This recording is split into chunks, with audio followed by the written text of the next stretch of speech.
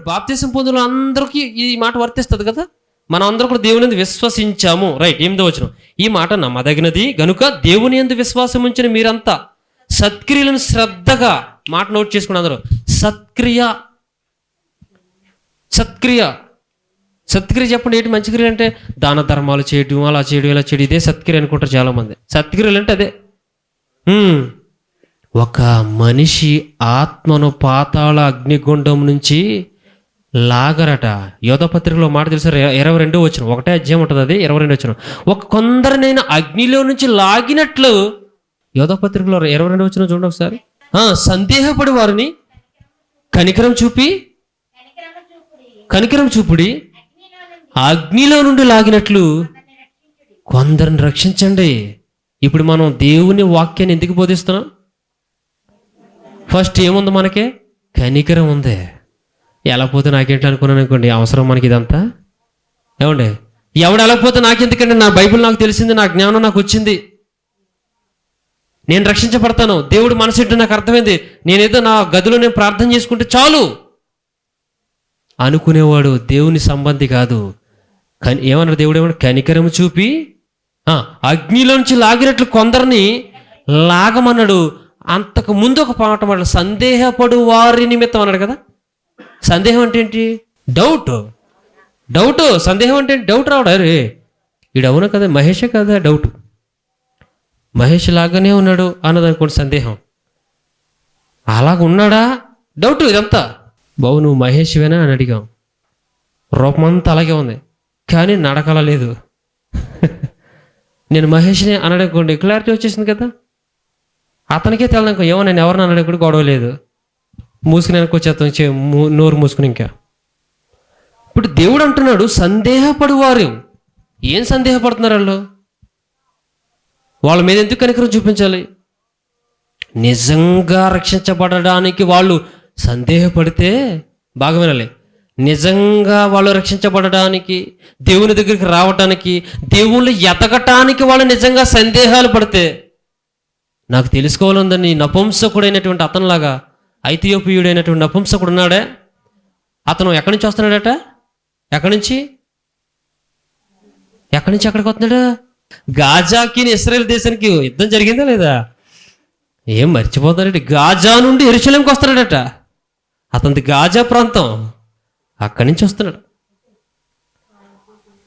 Egypt అండర్లో ఉంది అప్పటికి Egypt అండర్లో ఉండేది. అందుకని ఐథియోపియుడు అట అర్థం ఏంటి? ఐథియోపియాలో రాణి ఉంది కదా, ఆ ఐథియోపియుడు రాణి కింద ఒక మంత్రిగా పనిచేస్తున్నాడు. అతను వస్తున్నాడు అక్కడికి. యెరూషలేముకి ఎందుకు వస్తున్నాడంటే ఆరాధించడానికి వస్తున్నాడు. నిజంగా ఆరాధించడానికి వస్తున్నాడు కాబట్టి దేవుడే తెలుసుకుని ఫిలిప్పు అర్జెంటుగా, ఫిలిప్ ఎవరు? అపోస్తల కార్యాల గ్రంథంలో 7 సెలెక్ట్ చేయమంటారు, తెలుసు కదా మీకు? తెలియదు. 7 సెలెక్ట్ చేయమంటారు. అపోస్తలులు అయినటువంటి వారు 12 మంది. అరే నాయన, మేము రొట్టెలు పంచిపెట్టడం, ఈ కార్యక్రమాలకు, భోజనాల కార్యక్రమంలో మాకు సరిపోవట్లేదు, మేము వాక్యం చెప్పడం మానేసి ఈ రొట్టెలు ఈ పంచుకుంటూ సరిపోతుంది మాకు.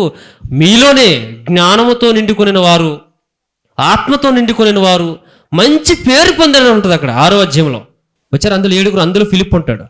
ఆ తర్వాత అధ్యాయం 7వ అధ్యాయము స్టెఫన్ గారు బోధ అయితే, 8వ అధ్యాయంలోనే ఫిలిప్ గారిని పరిశుద్ధాత్ముడు ఏమంటారు తెలుసా? ఇదిగో గాజా నుండి యెరూషలేముకు వస్తున్నాడు ఒక ఆయన, అతను నిజంగా నన్ను వెంబడించాలని చూస్తున్నాడు, రక్షణ పొందాలని చూస్తున్నాడు, అతనికి వాక్యం ఏమి తెలియదు. సో నువ్వు వెళ్ళి ఏం చేయమన్నాడు? అలా పరిగెత్తుకు వెళ్ళిపోయి అతను ఎదుర్కొన్నప్పుడు ఫిలిప్ గారు పరిగెత్తుకుంటూ వెళ్ళి రథంతో సమానంగా పరిగెత్తే పాస్టర్ ఎవరున్నారు ఇక్కడ? రథంతో సమానంగా పరిగెత్తే పాస్టర్ గారు, కారుతో సమానంగా పరిగెత్తే పాస్టర్ గారు ఎవరు ఉంటాడా? పరిశుద్ధాత్ముడు చెప్పాడట, అతను నిజంగా రక్షించబడాలని కోరుతున్నాడు. కొంతమంది అంటారండి, పరీక్షించడానికి అడిగేవాడు వేరు, నిజంగా రక్షణ పొందడానికి నాకు ఇవేంటి చెప్పరా, ఈ బైబిల్లో ఉన్న మాటలు నాకు దేవుడి మాటలు అర్థం కావట్లేదు చెప్పరా అని అడిగేవాడు ఎదుటిని నమ్మితేనే కదా అడుగుతాడు. చెప్పగలడు, ఇతను చెప్తాడు, నాకు తెలుసు, ఇతను చెప్తే నాకు నివృత్తి అవుతుంది అనుకుని అడిగేవాడు ఏంటో దేవుడికి తెలుసు. అలా కాకుండా ఎదుటిని టెస్ట్ చేద్దాం, ఎదుటిని దాన్ని ఏమంటారు, నాకంటే తక్కువ తెలిసిడికి అని నిరూపిద్దాం అనుకుని అడుగుతున్నాడు లేదో దేవుడికి తెలియదా? మరి అలాంటప్పుడు దేవుడికి తెలిసినప్పుడు ఆ దేవుని బిడ్డలకి తెలియదా? తెలుసు. చాలా మంచి పాయింట్లు చెప్తాను మీకు, బాగా వింటే కరెక్ట్గా ప్రజల్లో ఒక మంచి దాని ఏమంటారంటే క్యారెక్టర్తో ముందుకెళ్తాం మనం. క్యారెక్టర్ ఉండాలి. క్యారెక్టర్ని పాడు చేసుకోవటం నిమిషం పట్టదండి. క్యారెక్టర్ పాడు చేసుకోవడానికి ఎంతసేపు పట్టదో? నిమిషం పట్టదు.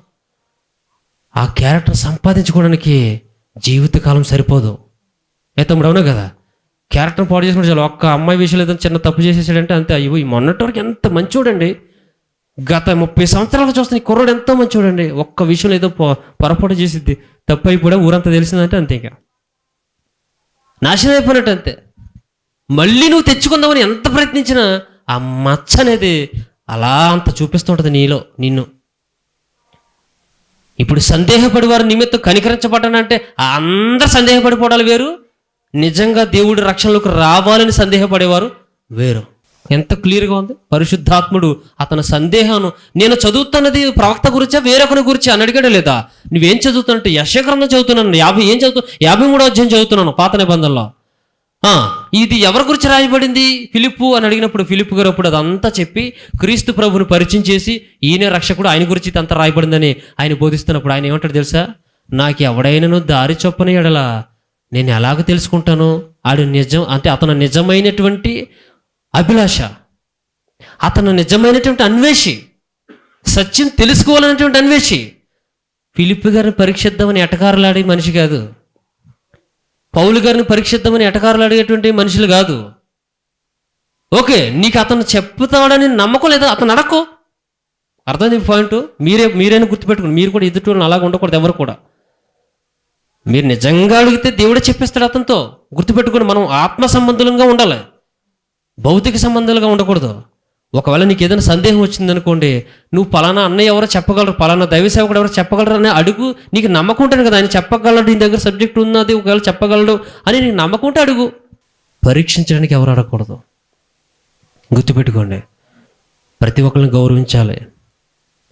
ముందది కాపాడుకోవాలి క్యారెక్టర్. మనం దైవజనులు అందరిని మనం గౌరవించాలి. నువ్వు నిజంగా నీకు సందేహం అనిపిస్తే అడుగు, తెలుసుకోవడానికి అడుగు. ఇప్పుడు మనం అందరం చేసేది కనికరించి ఏం చేయాలంటే మనం అలాంటి వారి మీద నిజంగా దేవుని రక్షణ పొందాలనుకునే వారి కోసం సందేహపడి వారి నిమిత్తం, అంటే నిజంగా అలాంటి నపుంసకుడైనటువంటి ఎవరైతే సందేహంతో ఉన్నాడో, ఇది ప్రవక్త గురించా తెలియట్లేదు, ఎవరి గురించో తెలియట్లేదు, నాకు అర్థం కావట్లేదు, ఆ గొర్రె పిల్ల అంటున్నాడు ఏదో అంటున్నాడు నాకు అర్థం అవ్వట్లేదు అని అన్నప్పుడు ఫిలిప్పు గారు మొత్తం చెప్పడం. పరిశుద్ధాత్ముడు చెప్తేనే కదా ఫిలిప్పు గారు, లేకపోతే ఫిలిప్పు గారు అంతా పరిగెత్తికెళ్ళిపోయాడా? మీరు ఆ తర్వాత ఇంటికి చదివితే మీకు అర్థం. అబ్బా బైబిల్ ఎంత గొప్ప సంగతులు దేవుడు రాశాడు, మనకి ఎంత స్పష్టంగా ఉంది బైబిల్, తప్పు లేకుండా ఉందండి బైబిల్. అసలు ఎక్కడ తప్పు ఉండదండి బైబిల్లో. పట్టుకుందాం అనుకున్న ఒక తప్పు ఉండదు. చివరికి బైబిల్ ఏం చేసింది తెలుసా? తప్పు పట్టుకోవాలనుకున్న వాళ్ళని పట్టేసుకుంది, వాళ్ళని గొప్పగా వాడుకుంది. అలాంటి వారిలో ఆర్ఆర్కే మూర్తి గారిని ఒక గొప్ప దైవజనుడు తెలుసుగా మీకు. అంటే అందరికి తెలిసిన ఆయన పేరు చెప్పి, ఇంకా చాలామంది గొప్ప గొప్ప పెద్దవాళ్ళు ఉన్నారు. బైబిల్ అంతా తప్పు పట్టేసుకుందామని మొదలుపెట్టి చివరికి ఆ బైబిల్కే వాళ్ళు పట్టబడిన వాళ్ళంతా. ఇది దేవుని గ్రంథం అంటే. కనుక ప్రియ దేవుని బిడ్డలారా, ఇప్పుడు చదువుతున్న కిందకి చూడండి. సత్క్రియలు అంటే దేవుని మాటలు తెలియజేసి వాళ్ళని అగ్నిలోకి జారిపోకుండా కాపాడే పనిలో మనం ఉండాలి. అది సత్క్రియ అంటే. ఈనాడు ఎన్నో చోట్ల సెమినార్స్ జరుగుతున్నాయి, ఎన్నో చోట్ల సభలు జరుగుతున్నాయి, ఎన్నో చోట్ల ఇలా బైబిల్ తరగతులు జరుగుతున్నాయి, ఎన్నో చోట్ల దేవుని మందిరాలలో ఆరాధనలు జరుగుతున్నాయి. అవుతున్నా లేదా? ఇవన్నీ ఏంటి? సత్క్రియలే.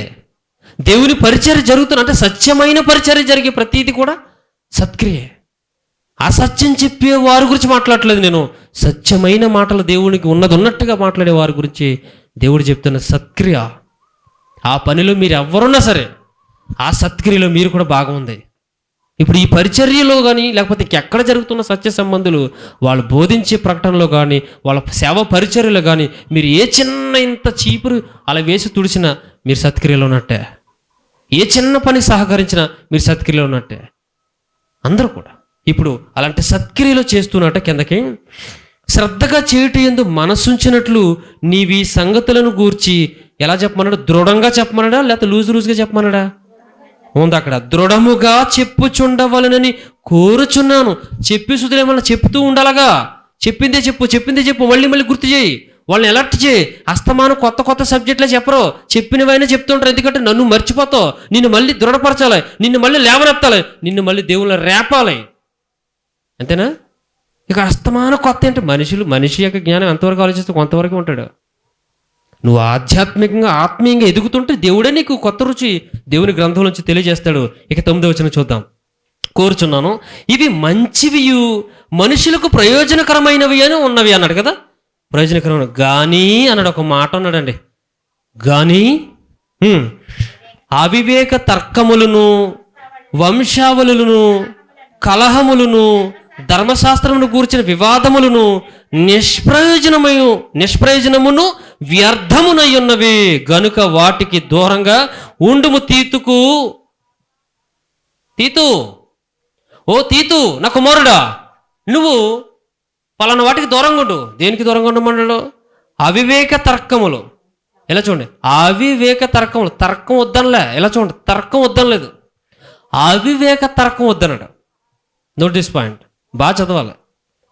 తర్కం అంటే ఏంటి? డిబేట్ అంటాం. మీకు అర్థం అంటే ఇంగ్లీష్లో బాగా ఇంగ్లీష్ వచ్చేసింది మీ అందరికీ, తెలుగు రావట్లేదు. డిబేట్ అంటే అర్థమైపోతుంది అందరికీ. అదే తర్కం అని అనుకోండి, ఏంటి మాట్లాడుతున్నాడు అనుకోండి. డిబేట్ అంటే ఏం కాదు, తెలుగులో చర్చ అంటారు. చర్చించుకుందారండి, అటు పెద్దలు ఇటు పెద్దలు మాట్లాడుకుందారండి, దాన్ని ఏమంటారు? చర్చ. అప్పుడు ఒక కొలిక్కి వస్తారు, ఈ గొడవని సద్దుమణిగిస్తారు.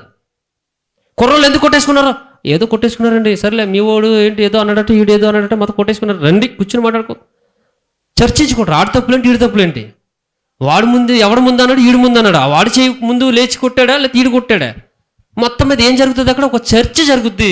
అందుకే చూడండి, అప్పుడప్పుడు ఏమంటారు, ఈ మధ్యన అదేదో ఏంటది, చాలా స్ట్రైకులు జరుగుతున్నాయి. గవర్నమెంట్ ఏం చేస్తుంది, వాళ్ళని పిలుస్తుంది, చర్చలకు పిలుస్తూనే ఉంటారు. అర్థం ఏంటి? గొడవానికి అదర్థం.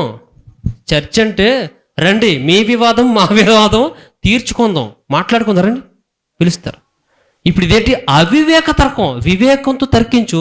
పౌలు గారు తర్కించాడు వివేకంతో, అవివేకంతో తర్కించలేదైనా. ఎప్పుడు తర్కించాలో అప్పుడే తర్కించాలి. నోటీస్ పాయింట్, మీరు బాగా గుర్తుపెట్టుకుని అందరూ. ఎప్పుడు తర్కించాలో, వలసి వచ్చినప్పుడు ఉన్నప్పుడు నువ్వు నొక్కి చెప్పా మీకు, అప్పుడే మాట్లాడండి, ఉత్తప్పుడు మాట్లాడద్దు. అవసరం వస్తే నీ దాకా వచ్చి నిన్ను టచ్ చేస్తే, లేదా దేవుని సంఘాన్ని, అంటే దేవుని సంఘం అంటే ఏంటంటే 4 గోళ్ళ ఓ చర్చ అంటే మీరు అనుకుంటారు కదా, చర్చ అంటే ఇదో 4 గోళ్ళు ఉండి ఒక పేరు ఉండాలి మందిరానికి, ఏదో అది కాదు. సంఘం అంటే క్రీస్తు సంఘం, అందరం విశ్వాసం. వాళ్ళకి నష్టం కలిగేలాగా అనిపిస్తే వాక్యపరంగా అప్పుడు నువ్వు టచ్ అవ్వాలి, లేవాలి, లేచి ప్రభు పక్షాన్ని నిలబడాలి. ఏలియా గారిలాగా కాదు, ఏలియా గారిలాగా. ఏలియా గారు అంటే మీరు సేవకులన్నీ అనుకోకండి, బైబిల్లో ఉన్న ఏలియా గారిలాగా. బయట పేరు పెట్టుకున్న ఏలియా గారి గురించి మాట్లాడట్లేదు నేను, బయట పేరు పెట్టుకున్న దావీదు గారి గురించి మాట్లాడట్లేదు నేను. ఇప్పటివరకు చదివిన అన్నవే. బయట పౌలు అని పేరు పెట్టుకున్న పౌలు గారి గురించి మాట్లాడట్లేదు, బయట తీతు అని పెట్టుకున్న పేరు తీతు గారి గురించి కాదు, బైబిల్లో ఉన్న భక్తుల గురించి మాట్లాడుతున్నాను. ఇప్పుడు అవివేక తర్కములను, వంశావళులను, కలహములను, ధర్మశాస్త్రం గురించిన వివాదములు వచ్చేస్తున్నట్టు. వివాదములు అసలు అన్నీ అవసరం అన్నాడు కదా, ప్రతి లేఖనం అవసరం అన్నాడు లేదా? అవసరమే, ప్రతి లేఖనం అవసరం. పైగా ప్రతి లేఖనం దైవావేశం వల్ల కలిగినది అన్నాడా లేదా? అన్నాడు.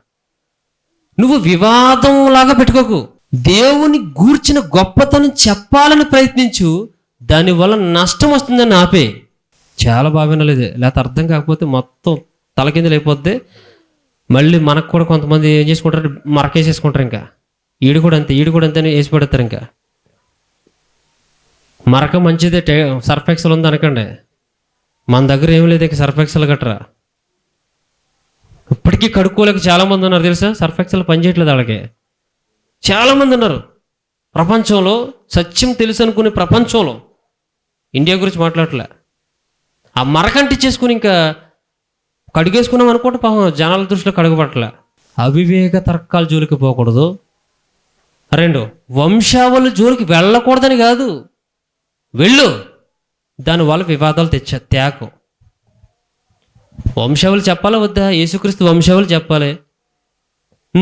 యేసుక్రీస్తు వంశావళి ఎలా వచ్చాడు? 2 వంశావళులు ఉంటాయి ఇక్కడ. మత్తయి గారు ఒకటి ఉంది, లోక దాంట్లో ఒకటి ఉంది, తెలుసా మీకు? ఒక వంశావళి ఏమో మరియమ్మ గారి నుంచి చెప్పాడు, ఇంకో వంశావళేమో యోసేపు గారు ఉన్నారు కదా, యోసేపు గారిని బేస్ చేసుకుని తీసుకొచ్చాడు.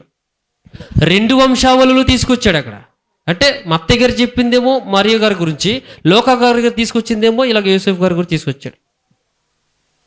అప్పుడు ఆ టాపిక్ చెప్పాలి వద్దా? చెప్పకపోతే నష్టమా కాదా? నష్టమేంటి చెప్పండి నాకు. ఇక్కడ ఏమన్నాడు అంటే అసలు వంశావళుల గురించి వద్దనడా అన్నాడా? అసలు చూడండి, బైబిల్ చూడండి, వంశావళుల గురించి వద్దన్నాడు. అసలు ఏముందండి అక్కడ? వంశావళులను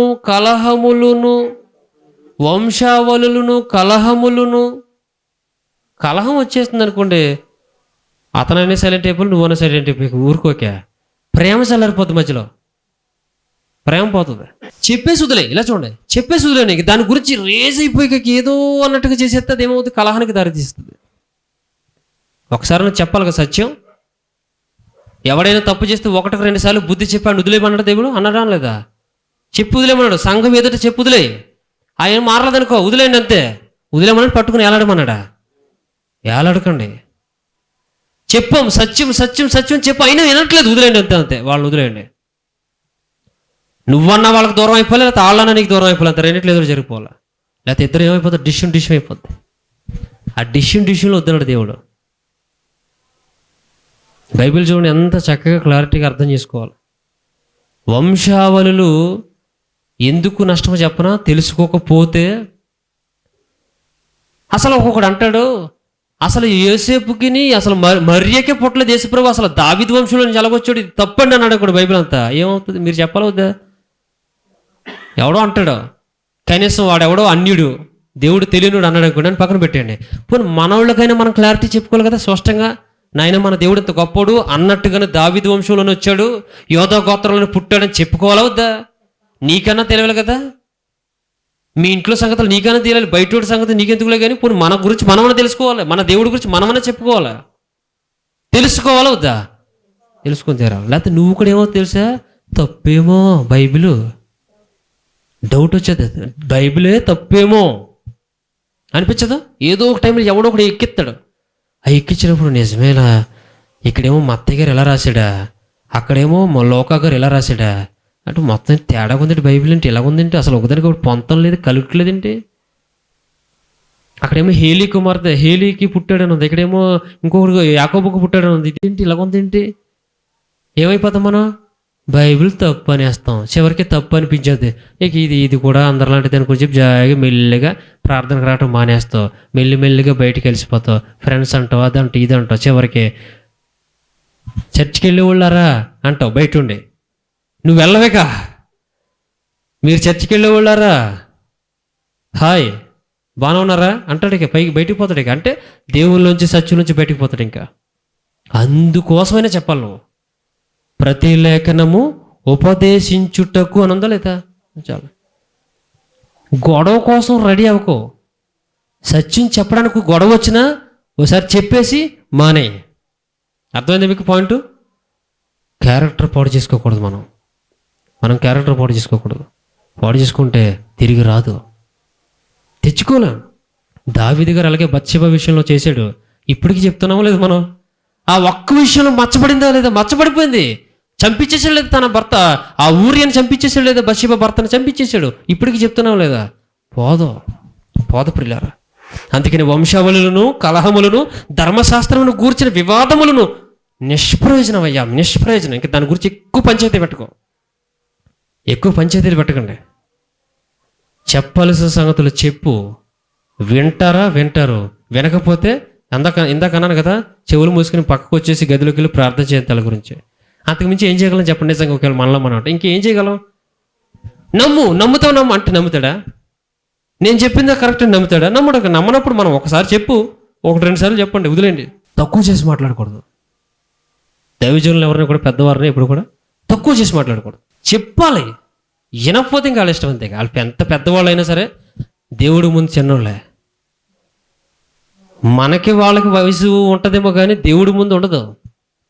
వాళ్ళెంత పెద్దవాళ్ళని దేవుడికి లెక్క అప్పగించాలి. ఏం అప్పగించాలి? లెక్క.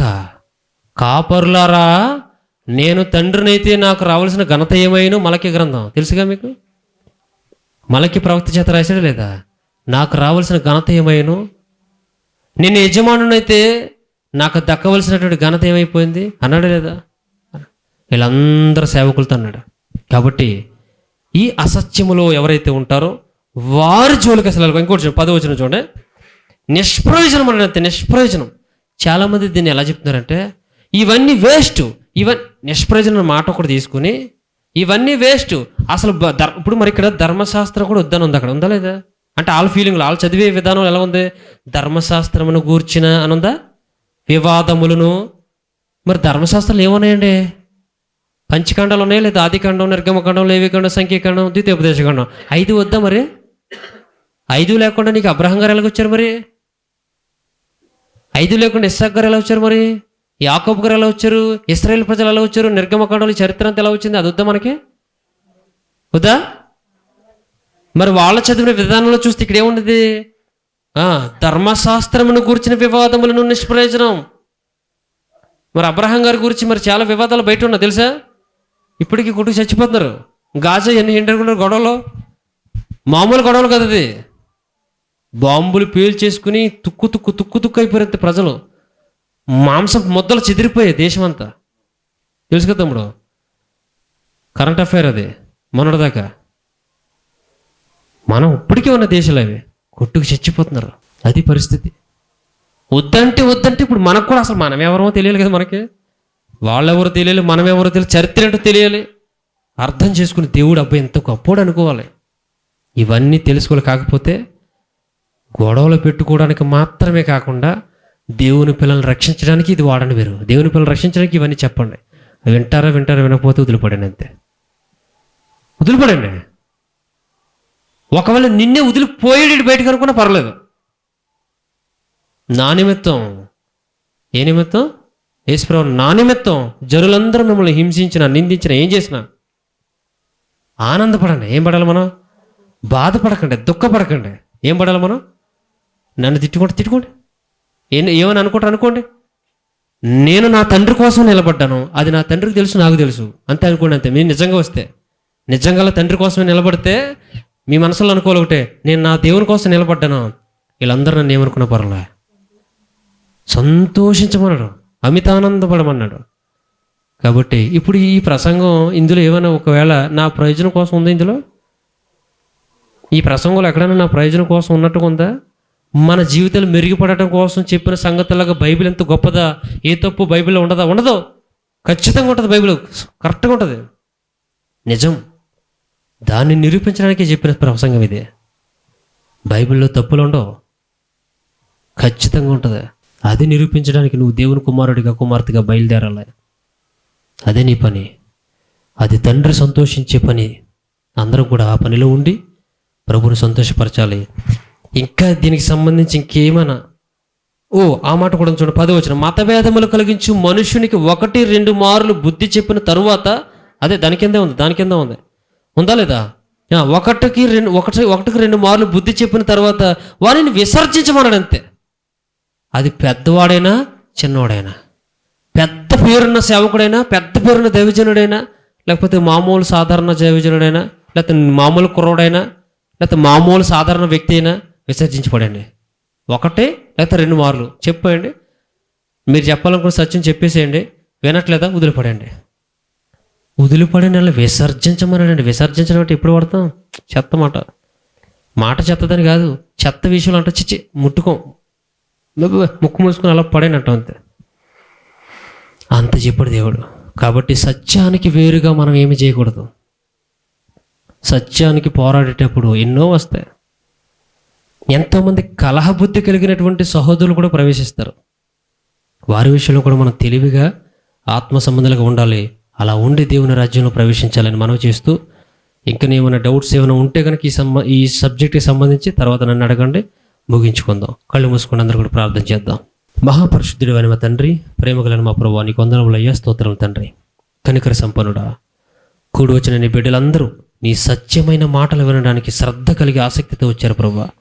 వచ్చిన ప్రతి ఒక్కరిని మీరు దీవించండి, మీ సత్యమందు ప్రతిష్ఠించండి, నీకు దగ్గర అయ్యేటట్లు సహాయం చేయండి. నాకు దగ్గర కాదు ప్రభువా, నీకే దగ్గర అవ్వాలి, నీతోనే అంటుకట్టబడాలి, నీకే కుమారులుగా, కుమార్తెలుగా తీర్చిదిద్దబడాలి తండ్రి. ఆ విధంగా విన్న వాక్యాన్ని బట్టి వారి హృదయాల్లో స్థిరపరిచి ముద్రించుకొని నిన్ను సంతోషపెట్టేటువంటి కుమారులుగా కుమార్తెలుగా అభివృద్ధి చెందులాగా దీవించమని కోరుకుంటూ, నీ సత్యములు ఇంకా అనేకమైన గొప్ప సంగతులు నేర్చుకుంటూ బైబిల్ గ్రంథంలో నుంచి ఎంత గొప్ప బైబిల్ మీరు మాకు ఇచ్చారు, ఎంత గొప్పదో నీ మనసు తెలుసుకునే ప్రయత్నం ప్రతి ఒక్కరు చేయలాగా సహాయం చేయమని కోరుకుంటూ, వృద్ధులుగా ఉన్న వారిని మీరు జ్ఞాపకం చేసుకోండి. వారికి వృద్ధాప్యంలో వస్తున్న బాధల నుంచి విముక్తి దయచేయండి, సంపూర్ణ ఆరోగ్యం దయచేయండి. అలాగే ప్రభావ వృద్ధులను, పెద్దలను, చిన్నలను, గర్భిణీ స్త్రీలను, చంటి బిడ్డలను అందరినీ మీరు జ్ఞాపకం చేసుకుని పేరు పేరున మీరు దీవించి నీ కృపలో భద్రపరచండి. నీకు స్తోత్రంలో అయ్యా ప్రతి ఒక్కరిని మీరు దీవించి నీ కృపలో భద్రపరిచి ఈ రీతిగా నిన్ను స్తుతించి ఆరాధించే భాగ్యం మా అందరికి దయచేయమని కోరుకుంటూ వేడుకుంటూ, మా ప్రభువును రక్షకుడైన యేసుక్రీస్తు ప్రభుల వారి పరిశుద్ధమైన నామంలో ఈ ప్రార్థన మనవులను సమర్పించి వేడుకొని పొందుకొని ఉన్నాము మా పరమ తండ్రి. ఆమేన్. మన తండ్రి అయిన దేవుని ప్రేమయు, కుమారుడైన యేసుక్రీస్తు వారి కృపయు, పరిశుద్ధాత్మని యొక్క అన్యోన్య సహవాసము సదాకాలము మనందరికీ ఎల్లప్పుడూ తోడేండి నడిపించును గాక. ఆమేన్, ఆమేన్, ఆమేన్. అందరికీ వందనాలు ప్రియులారా.